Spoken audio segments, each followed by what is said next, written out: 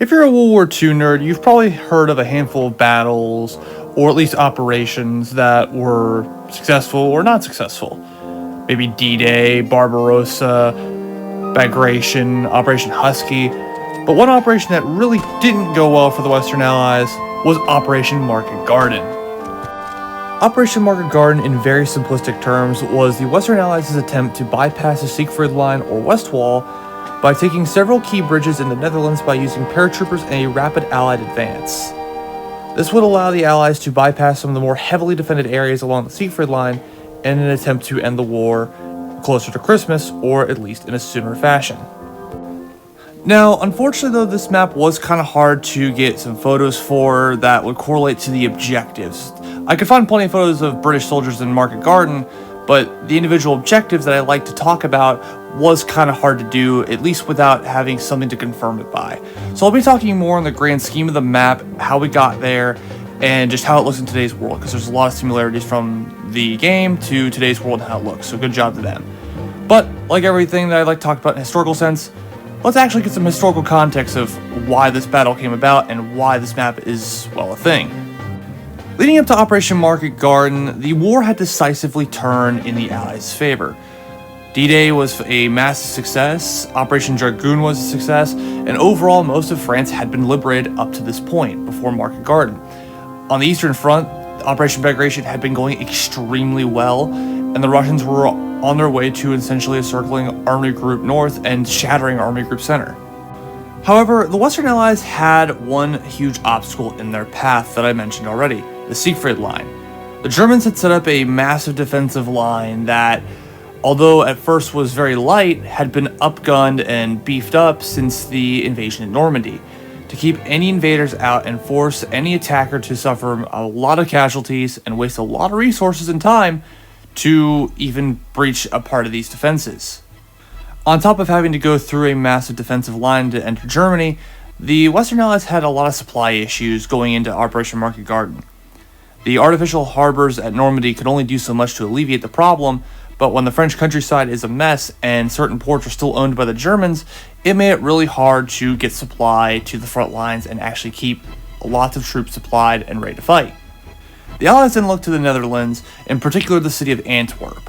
This city would offer a deep water port that convoys from England can get closer to the front lines and not have to trek across the French countryside to actually refuel and rearm troops as needed. The Germans knew of this importance as well, packing a lot of troops and material in the area to try to slow the Allied advance to keep them from getting the port city. This presented a couple different options for the Western Allies. Do they try to keep pressing on all fronts, even with the supply issue? Or do they try to thrust their way through one part and hope that they can break through the German lines? After much debate, British Field Marshal Bernard Montgomery won out in the end with his Operation Market Garden plan. The plan called for the Western Allies to essentially drop over 30,000 airborne troops across 4 major bridges in order to capture them all at the same time to prevent the Germans from blowing them up. This would secure the bridges for the Allied ground armies to advance and take the bridges with a bigger force and relieve the airborne troops. Now, the thought behind this plan as well was that they would be fighting essentially old men and boys, which, even for the boldness of the plan, could still be looked at as a massive success due to the fact they were fighting essentially second or third rate troops. At least that was what they thought anyway. However, the Western Allies did not know of 2 things that would really play into the downfall of this operation, let alone any of the other mistakes. The first being that there were 2 SS Panzer divisions stationed in the area that were resting and recuperating from the battles in France. Secondly, Walter Model, or Field Marshal Walter Model for the Germans, took over command on the ground in the area around Arnhem and just the German forces in the area of Market Garden. These troops were highly skilled and highly experienced fighters, not the old men and boys that the High Command had been thinking that they would be facing. However, those wouldn't be the only issues that Market Garden would suffer. Poor weather in England would prevent a lot of resupply drops and extra paratroopers be called in to reinforce certain positions, leaving some units essentially overstretched even more than they already were and undersupplied. On top of that, poor coordination between the airborne units and the ground units led to some delays in the ground advance as a whole, as the ground advance had to wait until the airborne operation was a success and to actually figure out if it was a success or not. On top of that, the airborne units at Arnhem were dropped far enough away from Arnhem that they actually had to march to Arnhem, giving the Germans and Field Marshal Model enough time to organize some semblance of a defense to slow down the paratroopers.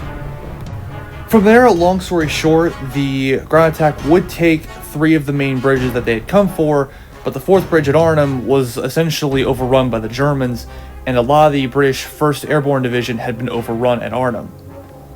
However, most of the 101st and 82nd Airborne Division had been recovered in this operation as their bridges had been liberated, meaning that there was some salvageable parts from this operation, but the ultimate objective of getting across the Rhine and bypassing the defenses while encountering little resistance here had been a massive failure. Another unfortunate consequence of Operation Market Garden being a disaster was that the area around Antwerp was now no longer under any pressure during the operation, allowing the German 15th Army to fully dig in and secure Antwerp and make it a way tougher fight for when the Allies need to take it. Antwerp itself would be eventually taken in late October of 1944, just in time for the Battle of the Bulge to happen in December of 1944, but it just overall topped off a massive failure of a campaign, meaning that more people would have to die to secure the area around it, and just an overall tougher fight would be made overall due to the failure of Operation Market Garden. But that's why we have video games. You can change history and have fun with it. And a game like Hell Let Loose, this is perfect. Now, the map in Hell Let Loose, the Driel map, essentially is the more northern part of Operation Market Garden, just outside Arnhem. Now, taking a step back and going back to Hell Let Loose and just seeing how the map looks, it's a very rural style map with a couple houses and a couple farmhouses just scattered around the map, and with roadways that are pretty fitting of today's world. Again, we'll get to that in a little bit, but this would have been very fitting of what the British would have landed or marched through to get to Arnhem, and to hopefully take the bridge that they were wanting to go for, at least from their perspective anyway. Now, looking at the map itself from Hell Let Loose, we do have a couple things we can check on here. Oosterbeek Approach, then Rosenlander Poller, and Railway Bridge. I probably butchered some of that. I apologize to anyone who's Dutch and saying that. And then at the bottom, we have a couple areas here, just again, the bridge, and overall not a lot of places that we can really check up with and see that there is an aspect, but this is where the real photos can come in and at least give us a little bit more insight. So this first photo is an older photo of some of the drop areas, in particular the British and Polish airborne divisions. And if we can tell, we can actually see the railway bridge at number 3, and overall just the river itself and how it's kind of rural in that aspect. So that in itself kind of checks out from a historical standpoint. Now let's compare that to actual real life photos, and if you can tell, it actually looks very similar even in the modern day from the Driel map we see in game.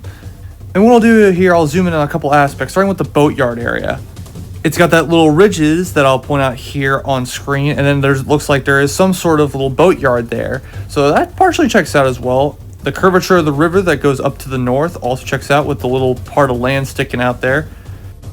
Looking more to the south now, we see the curvature of the railway itself as it goes towards the bridge at the middle, and we actually see a main road that we can also see in game if we look at the map again. Now, these are just a couple examples here. Another area I want to talk about is Oosterbeek, which is actually a town or city that's to the left or west of Antwerp itself. The main objective area, the final bridge that the Allies needed to take. South of Oosterbeek, sorry if I'm really butchering that, I do apologize. You have Driel to the south of it, which is about where this battle takes place in Hell Let Loose. Now, even though there really wasn't a lot of photos to confirm the objectives, stuff like that, there's still enough here that they can make from basically nothing to form the objectives, and they do this with a lot of maps. The biggest one that I referenced that was really historically accurate was Stalingrad, but there are some objectives that they kind of had to pull out of thin air. So I'm not worried about that. You have to do that for gameplay reasons. But overall, I think it's a beautiful map. It's a fairly historical one as well. So for those of you who have a big aspect in that, there you go.